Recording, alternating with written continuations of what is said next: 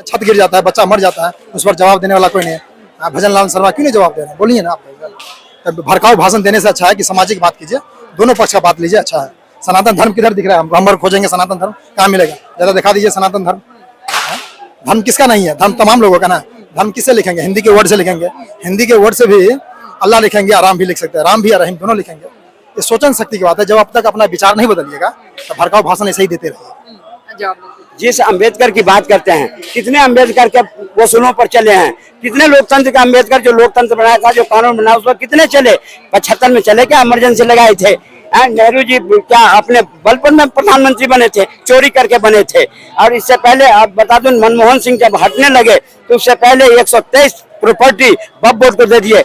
किससे पूछ करके दे दिए? ये संविधान की बात करते हैं। आज संविधान को अगर माथे पे रख करके गए तो नरेंद्र मोदी पार्लियामेंट में पहले गया था, जो संविधान को माथे से सिर पर लगा कर गए। सिर्फ गुटखा लहराने से संविधान का पालन करना नहीं होता। अगर संविधान का पालन किए होते तो 84 के अंदर 70,000 सिखों को मरवा देते। तुम संविधान की बात करते हैं। ये सिर्फ सत्ता के वशीभूत है। आज अगर संविधान के अनुसार चल रहा है, संविधान के मुताबिक ही देखिए, गाँव के अंदर जो निचले पैदान पर लोग था, आज ऊंचे पैदान की ओर जा रहा है। आज अगर लोकतंत्र नहीं होता, आज जिस 5 किलो अनाज की बात करते हैं, 55 साल कांग्रेस ने रहा, भीषण अनाज वो अकाल पड़ता था, भीषण वो बाढ़ आते थे, लोग खाना के बगैर मर जाता था। अगर कोरोना के टाइम में मोदी जी ने फ्री में 10 किलो अनाज दिए तो इनके पेट में दर्द हो रहा है। अनाज से नहीं होता है। अरे उस गरीब से जाकर के पूछो जिसके घर में 10 किलो अनाज जाता है, उसको कितनी खुशी होता है। आज अगर वो जो सबसे निचले पौधान पर था, अगर मोदी को सपोर्ट कर रहा है, मोदी को वोट दे रहा है, तो आज तुम्हें रास नहीं आ रही है, तुम बिलबिला रहे हो, बिलबिलाते रहोगे, कुछ नहीं होने वाला। अब हिंदुस्तान में जिस तरह की तुम्हारी पॉलिसी है, जिस तरह की देश तोड़ने की तुम्हारी नीति है, जिस तरह से देश को बदनाम करने की तुम्हारी नीति है, हिंदुस्तान में अब तुम्हारा दाल गलने वाला नहीं है। अब विपक्ष जो है बैकफुट रन में है, क्योंकि जितने विपक्ष में है, जितने भी पार्टियां हैं, ये सारे समाज विरोधी, राष्ट्र विरोधी और धर्म विरोधी है। अब जहां समाज में धर्म, राष्ट्र और इससे बढ़ के कोई काम करेगा, वही देश पे शासन करेगा। इसलिए मोदी जी के नजर में है नेशन फर्स्ट।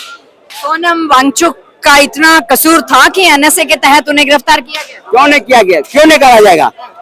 आज जिसको भड़का करके वहां पर मैं आपने देश अराजकता फैलाने का काम करोगे, मैं तो कहता हूँ वही नहीं, सोनम वांगचुक नहीं, जितने भी है इस तरह के लोग, सब पर में एनएसए करके इनको डाला जाए जेल में और अच्छी तरह से मरम्मत किया जाए। देश में रहोगे, देश के खाओगे और देश को जलाने की कोशिश करोगे तुम, है?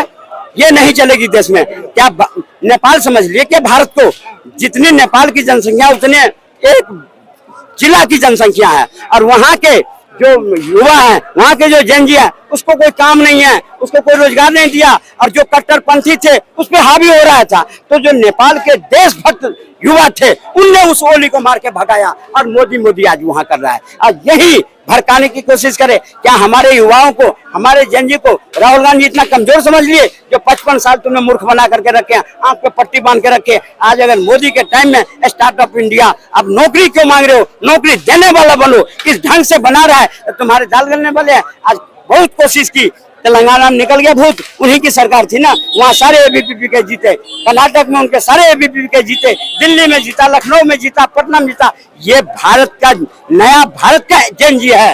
ये 2014 के बाद का जनजी है, वो 55 साल का जनजी नहीं है जो तुम्हारे बाप दादा के गुलामी करता था और तुम्हें रखा, और तुमने इस देश को दूसरा इस्लामिक कंट्री बनाने के युवा में रास्ते में चल पड़े थे।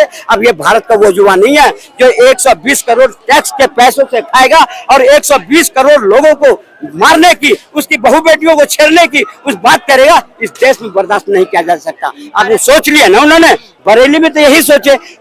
दशहरे का चल रहा है, एक आई लव मोहम्मद हम भी स्वागत करते हैं, जय श्री राम हम भी बोलते हैं, लेकिन हम लोग जितने हैं सब तख्ती लेके तो रोड पर नहीं निकलते हैं।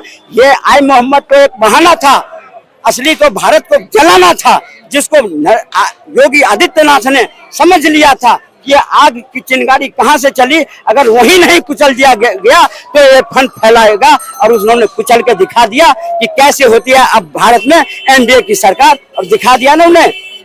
बन रहे थे ना बरेली के राजा, बाबा ने 2 मिनट में बजा दी बाजा, जो चप्पल छोड़ के भागा। तो ये सब देख रहा है भारत के युवा देख रहा है, भारत के जनजी देख रहा है, 120 करोड़ सनातनी देख रहा है। जब तुम्हारा त्योहार आता है तो हम तो स्वागत करते हैं, लेकिन जब हमारा त्योहार आता है, चाहे रामनवमी हो, चाहे छठ हो, चाहे कुछ भी हो, तो तुम पत्थर चलाओगे, अपवित्र करोगे। ये अब बर्दाश्त नहीं किया जाएगा। अब तुम कितना भी, जितने विपक्ष में बैठे हो, कितना भी उसको पीठ पोड़ने की कोशिश करो, कितना भी भड़काने की कोशिश करो, पर उसे भी अब पता लग गया कि वो अब भारत नहीं है, अब वो सनातन नहीं है कि पिटता रहेगा। अब वो भी अब घबरा रहे हैं ना कि 100 वर्ष हुए आरएसएस के, तो आरएसएस के मुकाबला करोगे। आज 58 करोड़ आरएसएस के सदस्य हैं, ऐसे नहीं है उसके सदस्य। हम भी हैं, हम भी गुरुदक्षिणा करते हैं, उस बल पर आरएसएस के ऑफिस है, कितने स्कूल है, कितने कॉलेज है। जब भी देश में कहीं भी आपदा होता है तो सेना के बाद अगर जाता है तो आरएसएस जाता है। आज 1963 के अंदर में पैरेड के अंदर में इंदिरा गांधी ने आरएसएस को सम्मिलित किया था, ऐसे नहीं किया था, बैंड भी लगाया तो हटाया भी। आरएसएस कोई अलकायदा वो नहीं है। जो अलकायदा था, जो पीएफआई था, उसको तो बैंड करने की कांग्रेस को कभी हिम्मत नहीं हुई और आरएसएस को बंद करा। तो अब इसी से मानसिकता से देख रहा है, जो एक संस्था जो देश के लिए काम कर रहा है, देश के नागरिक के लिए काम कर रहा है, देश के बहु बेटियों को इज्जत बचाने के लिए काम कर रहा है, उसको तुम बार बार टारगेट कर रहे हो। क्यों? वो आरएसएस वो संस्था है जो देश नहीं विश्व में फैला हुआ है। वो एक ऐसा गोजर है जिसका 1000 टांग है, उसको तुम कुछ नहीं बिगाड़ सकते। इसलिए राहुल गांधी को सोते जागते सिर्फ नजर आते हैं आरएसएस, आरएसएस, आरएसएस। तुम भी बना के देखो ना, आज आरएसएस जो है ये राष्ट्रभक्त है, उसके प्रार्थना कहा जाता है, नमस्ते सदा वत्सले मातृभूमि। मातृभूमि से बढ़ के आरएसएस के सदस्य को कुछ नहीं है, उसकी रक्षा करता है।